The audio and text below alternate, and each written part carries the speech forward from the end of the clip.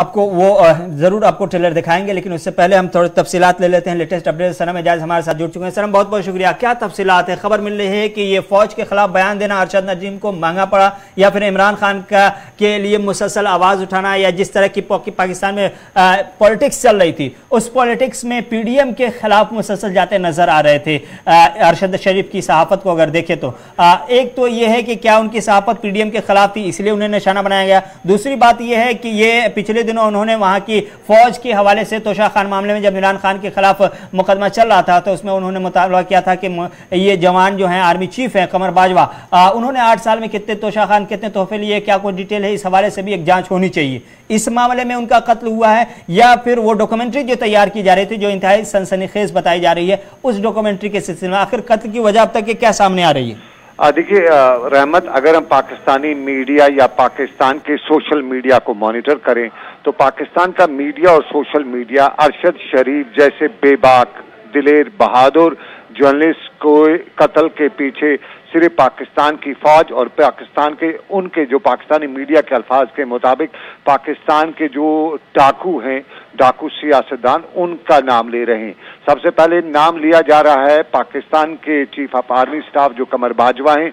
कमर बाजवा पर अरशद शरीफ का आखिरी ट्वीट जो आया है वो बहुत ही हैरान कुन्ना, और ये ट्वीट ठीक उस वक्त आया है जब इमरान खान को पाकिस्तान के इलेक्शन कमिश्नर ने तोशाखाना मामले में नाअहल करार दिया था। तो उसके फौरन बाद अरशद शरीफ का ट्वीट आया तो उसमें वो लिख रहे हैं कि अगर इमरान खान को तोशाखाना के मामले में नाअहल करार दिया जा सकता है तो पाकिस्तान की एडमिनिस्ट्रेशन जो है, पाकिस्तान की इंतजामिया जो है, वो पाकिस्तान के चीफ ऑफ आर्मी स्टाफ से भी पूछें, कमर बाजवा से भी पूछें कि उसने जो गैर मुल्कों में अपने दौरों के दौरान या गैर मुल्की शख्सियात से मिलने के दौरान जो तहाइफ वसूल किए हैं वो उसने कहाँ रखे हैं, और साथ साथ में उसकी जो बैरूनी मुल्क जो प्रॉपर्टीज हैं उसका भी उससे हिसाब लिया जा सके। तो ये एक वो ट्वीट है बड़ा, इससे हम कह सकते हैं कि ये फौज के चीफ ऑफ स्टाफ जो पाकिस्तान के, उनके खिलाफ बड़ा ट्वीट है। और कुछ लोगों ने इसकी तब भी, पाकिस्तान के कुछ हल्कों ने इसकी तब एक तरह से मजम्मत भी की थी अरशद शरीफ को बारे में। लेकिन दूसरा ये है कि वो जो उनकी मौत का वजह जो है वो नवाज खानदान पे ही जोड़ा जाता है। बराह रास्त जो शरीफ खानदान है पाकिस्तान का, नवाज शरीफ, शहबाज शरीफ, उन पे जोड़ते हुए आमतौर पे जो पाकिस्तान का मीडिया है वो बता रहा है, वो लिख रहा है कि जो अरशद शरीफ जो थे वो एक डॉक्यूमेंट्री बना रहे थे और इस डॉक्यूमेंट्री में करप्शन का खुलासा किया जा रहा था। और पाकिस्तान में करप्शन का सबसे बड़ा जो महवर है जो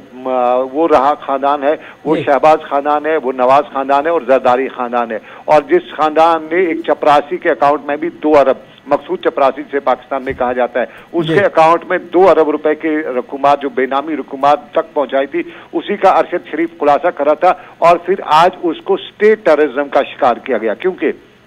अरशद शरीफ को नैरोबी में किसी रात चलते उचक्के लफंगे लुटेरे ने मारा नहीं है, उसको वहां की जो पुलिस है उसने मारा है और मिस्टेकन आइडेंटिटी वहां की पुलिस बता रही है। तो साफ जाहिर है ये 2 सरकारों का आपस का जोड़ तोड़ है और वहां की पुलिस जो है अब इसको मिस्टेकन आइडेंटिटी बता रही है। पाकिस्तान ने खुद वहां पे जो बताया कि एक अदालती जो कमीशन बनाया जा रहा है जो इसकी तहकीकात करेगा। लेकिन इस वक्त इम्पोर्टेंट ये है कि अरशद शरीफ जो बुलंद आवाज थी, उससे पहले पाकिस्तान से जैसे शहबाज शरीफ आया, अरशद शरीफ ने कुछ बताया तो उसको निकल जाना पड़ा पाकिस्तान से। और सिर्फ अरशद शरीफ ही नहीं, कुछ और सहाफियों को भी पाकिस्तान से निकल जाना पड़ा जान बचाने के लिए। और फिर अरशद शरीफ लगभग 40 से 45 साल की उम्र का अरशद शरीफ बिलाखिर पाकिस्तान की सियासत का और पाकिस्तान की पुरतशद्दुद और रजीम चेंज सरकार जो है उसकी तशद्दुद का निशाना बना। और ये जो है पाकिस्तान के चीफ ऑफ आर्मी स्टाफ पर सीधा सवाल इस वक्त उठाया जा रहा है। रहमत, ऐसे में हम देख रहे हैं सियासी गलियारों में जिस तरह के बयानबाजी हो रही है। अब से थोड़ी देर पहले इमरान खान भी पहुंचे थे उनके घर बाज़ाब्ता तौर पर ताज़ियत के लिए, लेकिन हम पीडीएम की तरफ से खासतौर से पीपल्स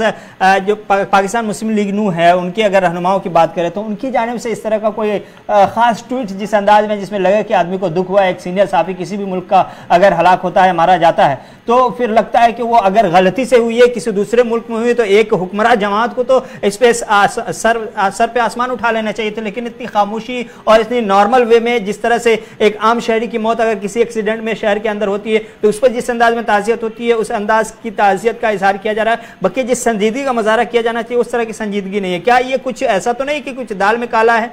देखिए, सबसे पहले हमें समझना चाहिए कि पाकिस्तान में इस वक्त सरकार किसकी है। पाकिस्तान में वो सरकार है जो खरीद फरोख्त है। श्रीनगर पाकिस्तान की मैन जो सरकार है वो सिंध हाउस से बन के आई है और वहां पे वो मंडी खाना के हिसाब से बन के आई है। आटे और दाल के चावल से बिक्री हुई है एमएनएस की और उसके बाद सरकार बनी है। और फिर उसके पीछे जो महरिकात हैं, उसके पीछे जो लोग हैं, वो सबसे बड़ा मामला है, क्योंकि वो पाकिस्तान में सिलेक्टेड गवर्नमेंट नहीं है, बल्कि ना इलेक्टेड है, बल्कि वो